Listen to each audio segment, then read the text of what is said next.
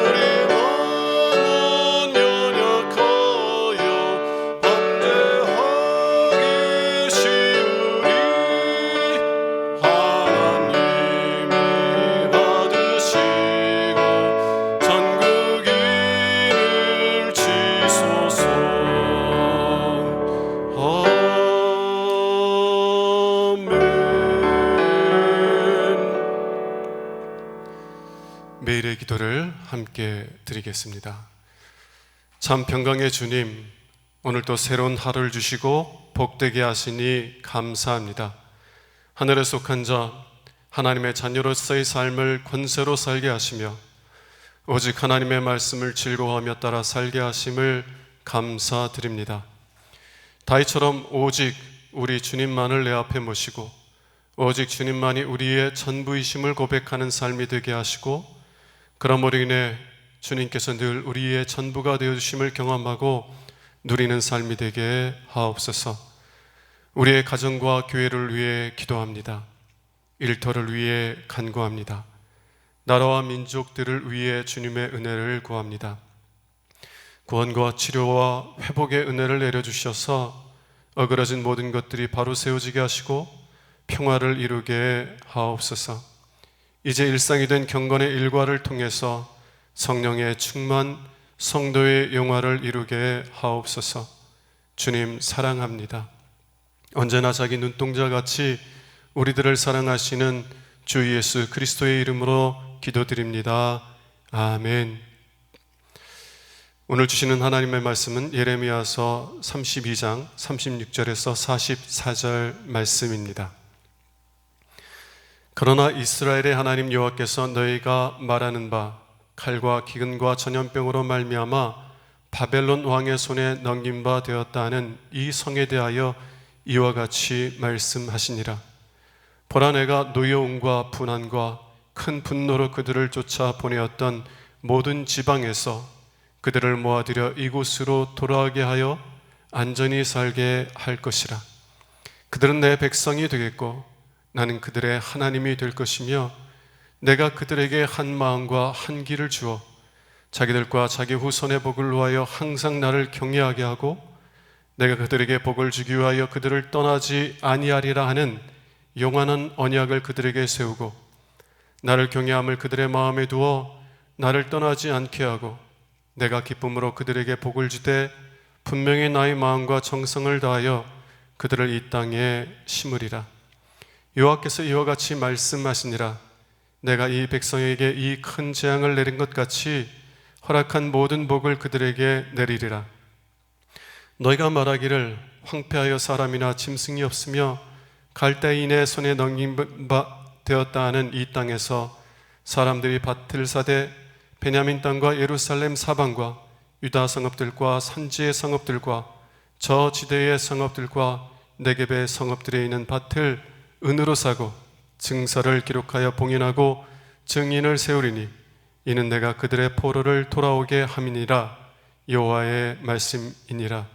이는 하나님의 말씀입니다. 아멘. 오늘은 하나님의 새 언약을 굳게 붙잡으십시오 라는 제목을 가지고 함께 은혜의 말씀을 나누기 원합니다. 우리는 지난 시간에 하나님의 위대하신 약속, 나는 너희의 하나님이 되고 너희는 내 백성이 되리라 하는 이 위대한 약속에 걸림돌이 있다는 것을 살펴보았고, 또 하나님께서는 그 걸림돌을 어떻게 제거하시는지를 살펴보았습니다. 곧 하나님께서는 당신의 아들 예수 그리스도의 죽음을 통하여서 예수 믿는 자들의 죄를 용서하시고 그들에게 성령을 주셔서, 그래서 그들의 마음을 변화시켜 주셔서 그들이 하나님을 자신들의 하나님으로 섬기게 하신다라는 것입니다. 그러나 이 위대한 약속에는 또 다른 걸림돌이 있음을 보게 됩니다. 예수님께서는 요한복음 16장 33절에서 너희는 세상에서 환난을 당할 것이니라 라고 말씀하셨습니다. 예수님을 믿는 자들, 예수님을 따르는 자들은 고난으로부터 면제되지 않습니다. 오히려 세상에서 환난을 겪게 될 것입니다.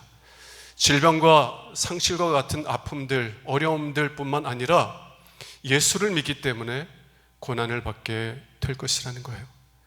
그리고 예수님은 또한 마태복음 24장 13절에서 고난이 있을 것이지만 끝까지 견디지는 자는 구원을 얻으리라 라고 말씀해 주셨습니다. 끝까지 견디는 자는 구원을 얻으리라. 반대로 말하면 끝까지 견디지 못한다면, 중도에 우리의 믿음을 포기한다면, 그러면 우리는 구원받지 못한다는 의미입니다. 두려운 마음이에요. 여러분, 우리의 마음은 바람에 흔들리는 갈대와 같습니다. 고난의 때만이 아니라 평안할 때에도 우리의 마음은 쉽게 흔들립니다. 이런 마음을 가지고 있는 우리가 어떻게 끝까지 우리의 믿음을 지키고 하나님 나라에 들어갈 수 있겠습니까? 우리가 어떻게 끝까지 인내하고 구원을 얻을 것이라는 확신을 가질 수 있겠어요?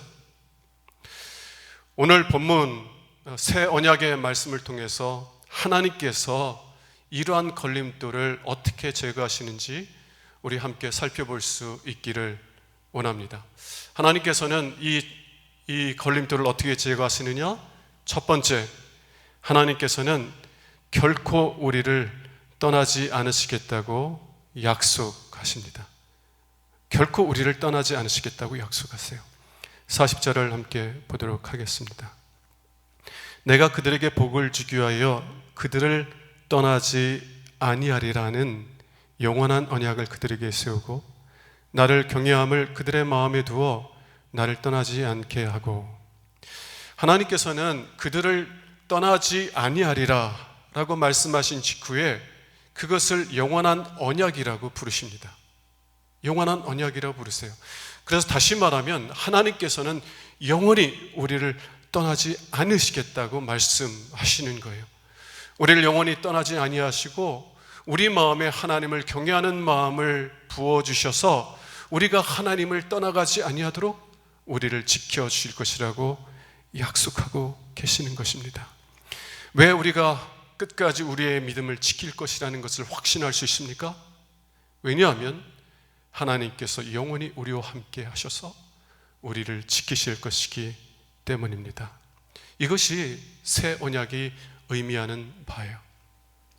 그런데 이 언약의 말씀을 들을 때 한 가지 의문이 떠오르게 됩니다. 아담이 범죄했을 때 하나님께서는 그를 에덴 동산에서 쫓아내지 않으셨나요? 삼손이 범죄했을 때, 사울 왕이 범죄하였을 때 하나님의 영이 그들을 떠나지 않으셨나요? 이스라엘이 불순종했을 때 하나님께서는 그들을 약속의 땅으로부터 쫓아내지 않으셨나요? 그렇다면 우리가 범죄할 때, 우리가 넘어질 때 하나님께서 우리도 버리지 않으시겠어요?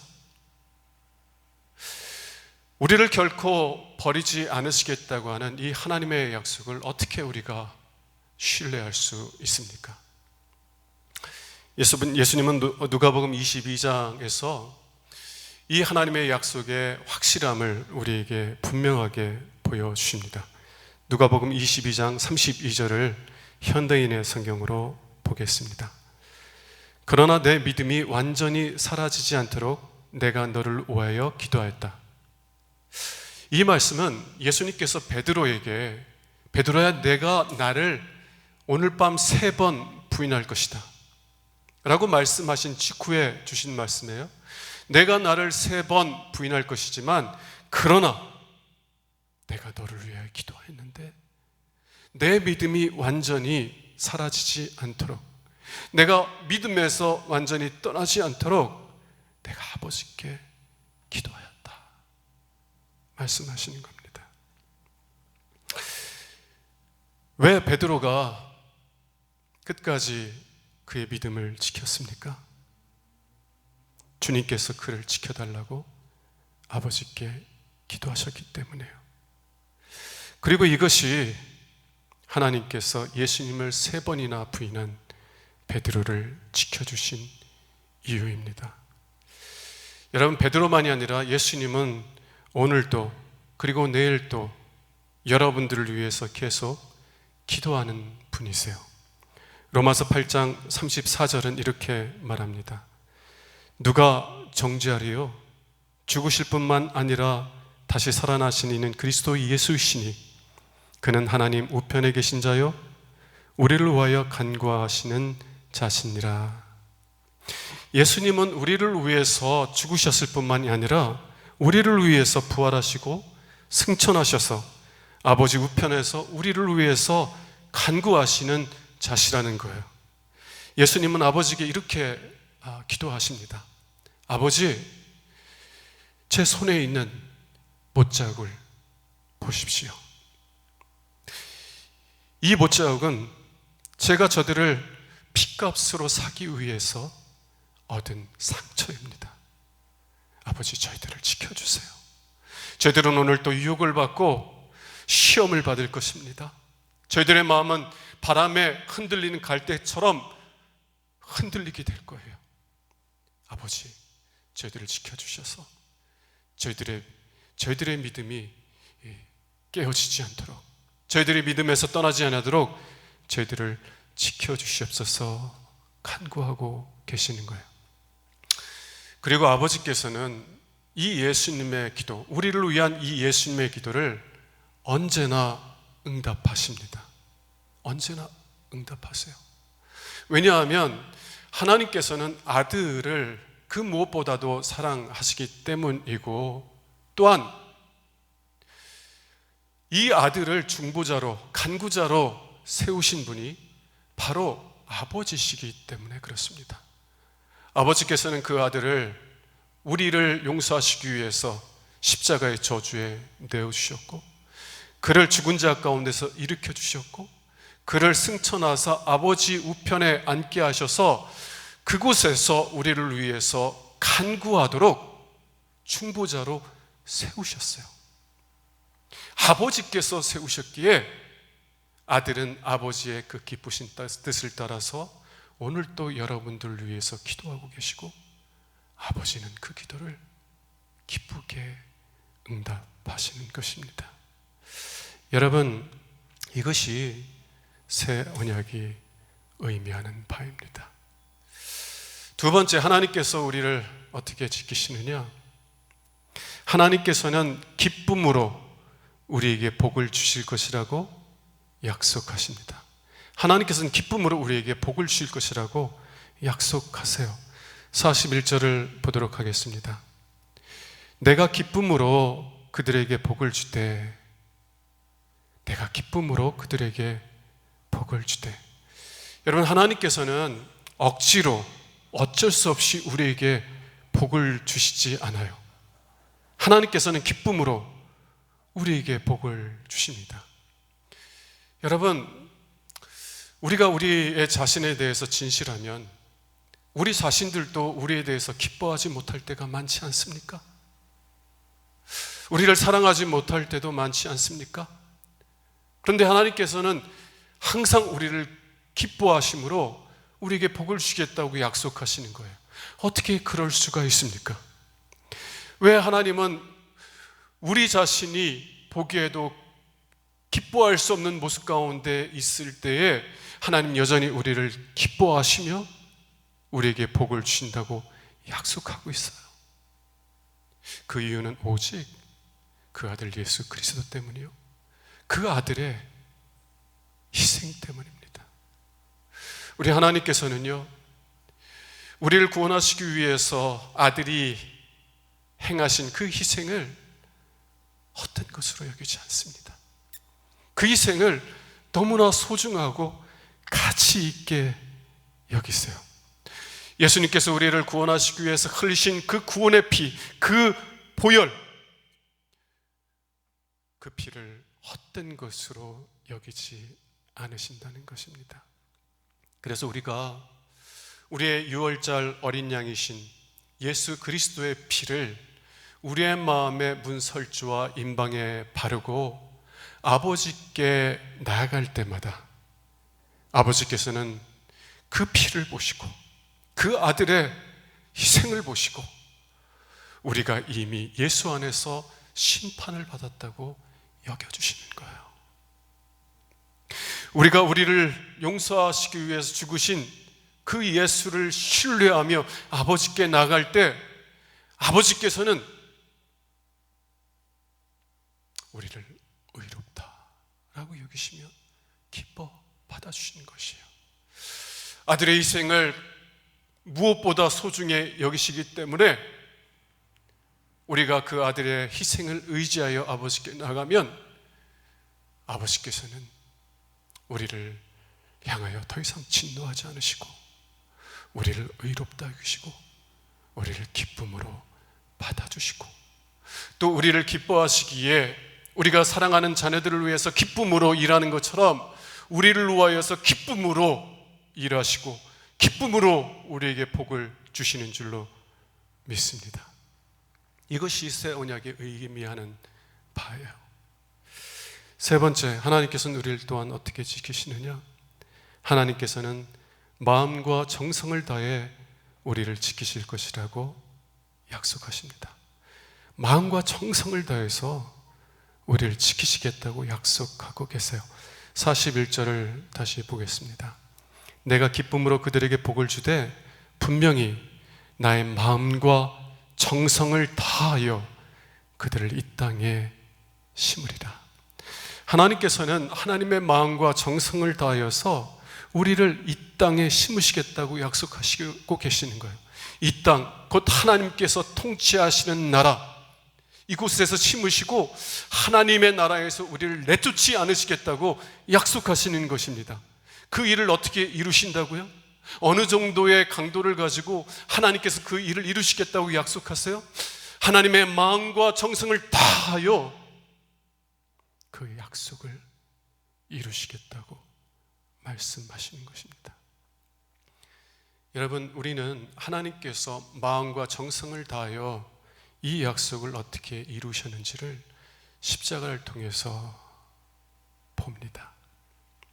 하나님은 당신의 아들까지 아끼지 아니하시고 우리를 위해 그 아들을 죽음에 내어주셨어요. 이보다 어떻게 더 마음과 정성을 다할 수 있겠습니까? 우리를 위해 아들을 내어주는, 죽음에 내어주는 것보다 어떻게 더 마음과 정성을 더 할 수 있겠느냐는 거예요. 하나님은 당신이 하실 수 있는 모든 마음으로 우리를 구원하시는 일을 행하셨습니다. 이것이 새 언약이 말하는 거예요. 여러분, 하나님께서 우리가 아직 죄인 되었을 때에도 하나님의 마음과 정성을 다하여 당신의 아들을 내어주셨다면, 그렇다면 이제 예수 안에서 하나님의 사랑받는 자녀가 된 우리를 마음과 정성을 다해 지키지 않으시겠습니까? 하나님은요, 결코 우리를 떠나지 않으세요. 그리고 마음과 정성을 다해 우리를 지키시고, 그래서 마침내 우리가 끝까지 인내하여서 구원에 이르고 하나님의 영광에 이르고 하나님 나라에 들어가게 하실 것입니다. 이것이 하나님께서 새 언약을 통해서 약속하신 것이에요. 여러분, 우리는 때때로 우리의 믿음의 뿌리를 흔드는 어려움을 겪을 때가 있습니다. 이 어려움을 겪게 되면 우리는 정말 하나님께서 나를 사랑하시는가? 하나님께서 나를 버리셨는가? 라는 의문들을 가지고 씨름하게 됩니다. 이 의문들을 가지고 씨름할 때 우리는 참 마음의 아픔을 겪게 돼요. 왜냐하면 우리는 하나님을 사랑하기 때문입니다. 여러분, 사랑하는 이로부터 버림을 받을 수 있다는 그 가능성만 있다고 할지라도 그것이 우리에게 얼마나 큰 고통을 줘요. 그래서 하나님께서 우리를 버리신 것처럼 느껴질 때, 하나님께서 우리를 버리신 것처럼 보일 때 우리는 감당하기 어려운 마음의 아픔들을 겪게 되고 또 우리의 믿음은 뿌리채 흔들리게 된다는 것입니다. 그러나 여러분의 감정을 의지하지 말고 또 보이는 현실을 의지하지 말고 하나님의 약속을 바라볼 수 있기를 원합니다. 우리는 보이는 것을 따라서 살도록 부르심을 받은 것이 아니라 믿음을 따라 살도록 부르심을 받은 하나님의 백성이요, 하나님의 자녀예요. 그러므로 눈을 들어서 하나님의 영광스러운 약속을 바라보세요. 이 새 언약의 약속의 말씀을 굳게 붙드세요.